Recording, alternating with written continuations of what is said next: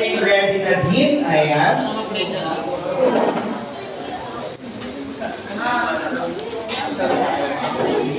Charay!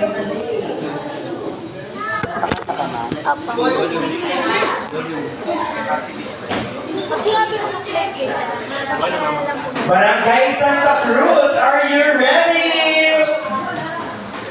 Ladies and gentlemen, it's my honor to present to you our special guest performer. Palakpakan po natin si Ma'am Reyna. Bye! Hello po, good evening everyone. Happy Pride Month po. Wala po ba masigat ng palakpakan? Pakakilala lang po muna po ako. Ako po si Reyna Diva from Taguig City po. Dumayo po ako sa inyo para handagan po kayo ng awitin. Sana po gustuhan niyo po.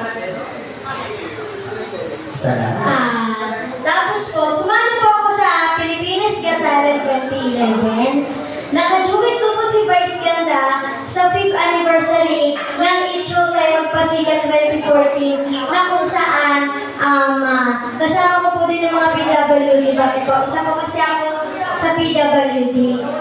Kasi po, 1 meter lang po yung nakikita ko po. Hindi ko po kayo lahat nakikita po ngayon. Ayun po. Tapos po, sumali po ako sa I Can See Your Voice last 2023 na kung saan nakaduet ko naman dyan si Pops Fernandez na ating concert queen at nag-grand champion po ako doon. Tapos po yung kakatahin ko po sa inyo, isa po yun sa kinata namin ni Vice Ganda sa Itcho Tayo Magpasikat 2014 po. Sana po ma-appreciate niyo po kasi po, hindi po, alam po hindi pa po yun yung kilala yung kanta po na yun, pero po, it's all about LGBTQ po, ayun po. Tsaka po sa mga PWD po. Tapos po, kukunin ko na rin po yung pagkakataon na to kasi this is a voluntary performance lang po, ayun po. Kung wala po mag-talent. Kung saan po ako dumadayo po, ayun. Sana po, ma-appreciate niyo po yung kakantahin ko. Ayun po.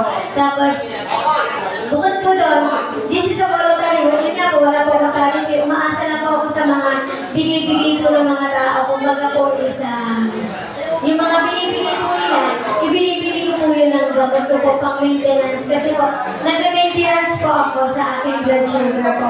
Sana po, inyo po magustuhan po yung kakantahin ko. Ayun po.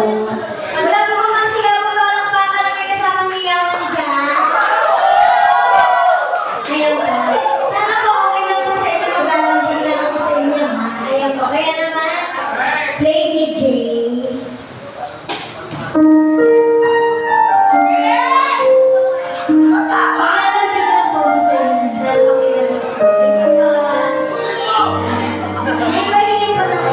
Thank you po.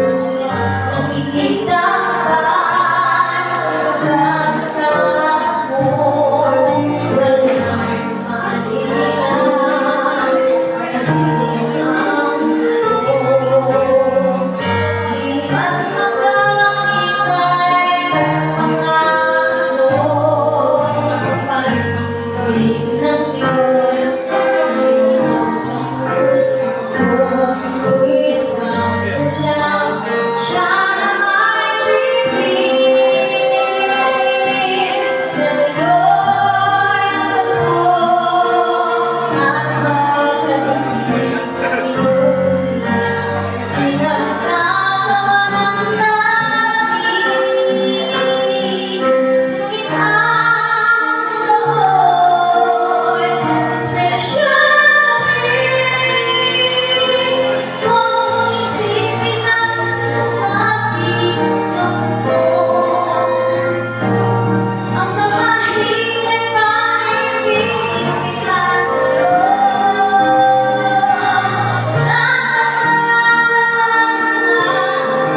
sa pagkakasal. Lahat tayo'y pantay-pantay sa paligid.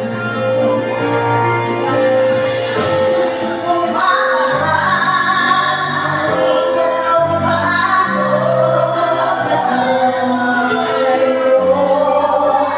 Bakit naman ganito? Kaya naisip ko, iwanan lang ako. Gagawin ko pa ba ang pangarap ko? Aanin ko ang lahat sa aking sitwasyon. Di ko naman nahabol ang panahon. Ang kailangan ko ngayon ay pag-asa. Magdalawin sa akin sa isang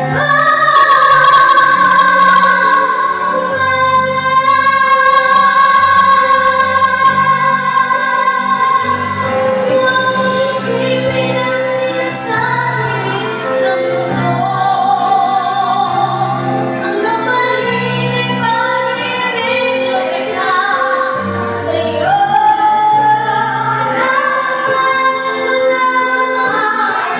Sa pag-isa, lahat tayo'y pantay-pantay sa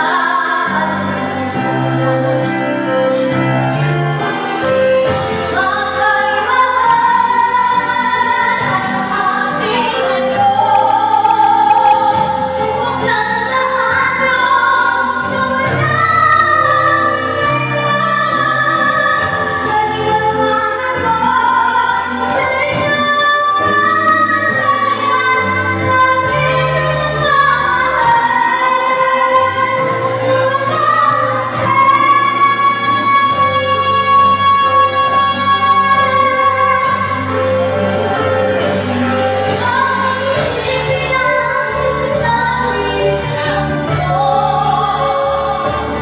Ang tamahin ay pag-ibig na bigla sa'yo. Wala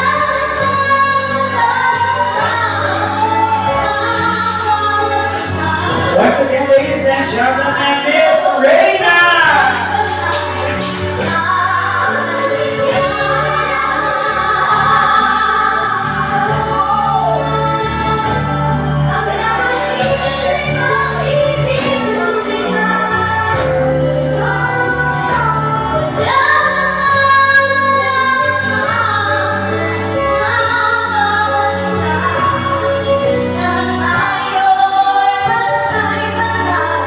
Sa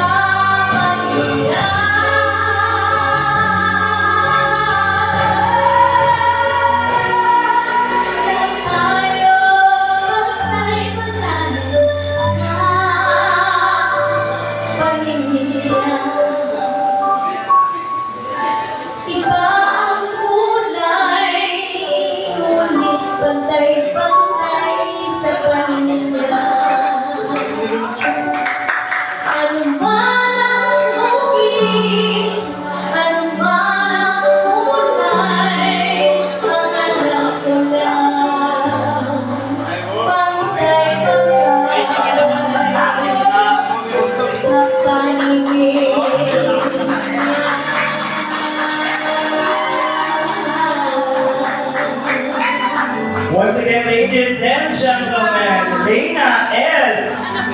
Cabarlo. Alright, Reina? Dito ka po muna. Let me read the citation. Certificate of Appreciation. Ulit. Kinakabahan ako sa'yo. Napakataas ng boses mo. Okay lang po yun. JD, nagbigay ka ba? Salamat. Nagbigay si JD. Salamat. Once again, the certificate is proudly presented. Once again, ladies and gentlemen, kabataan ng Barangay Santa Cruz, this certificate is proudly presented to Ms. Reina L. Cabarlo in sincere appreciation and recognition for your valuable participation as a guest talent during the Malayang Islam Got Talent Competition. Your outstanding performance, talent, and contribution brought inspiration, entertainment, and excitement to the event. Sorry. Kinakabahan. Making it more meaningful and memorable for everyone present. Your time, effort, and support toward the success of this program are highly appreciated. This certificate, of course, is given on the 30th day of June 2026, signed by the SK Agawad Committee on Gender Development, Honorable Darwin S. San Miguel, and SK Chairperson, Honorable Micaela L. Soriano, and to help me present the certificate of appreciation and the token of appreciation, may I call on the SK Council of Barangay Santa Cruz, SK Agawad Darwin, SK Agawad Walter, and SK Chairperson Micaela Soriano. Maraming salamat, Iha. Maraming salamat po. Well, totally agree na lahat tayo ay pantay-pantay sa paningin ng Diyos. Kaya naman walang sino man ang may karapatan na i-discriminate, laitin, pagsalita ng hindi maganda ang mga LGBT community, lalo na gamit ang salita ng Diyos. Hindi totoo ang dagat-dagatang apoy, hindi totoo ang mga Bible verse patungkol sa LGBT community. Gawa-gawa lang siya ng mga Illuminati. Na ang leader ay si JD. Alright, ituloy-tuloy na natin ang ating Got Talent Competition. Ready na ba? Ang ating contestant number 3.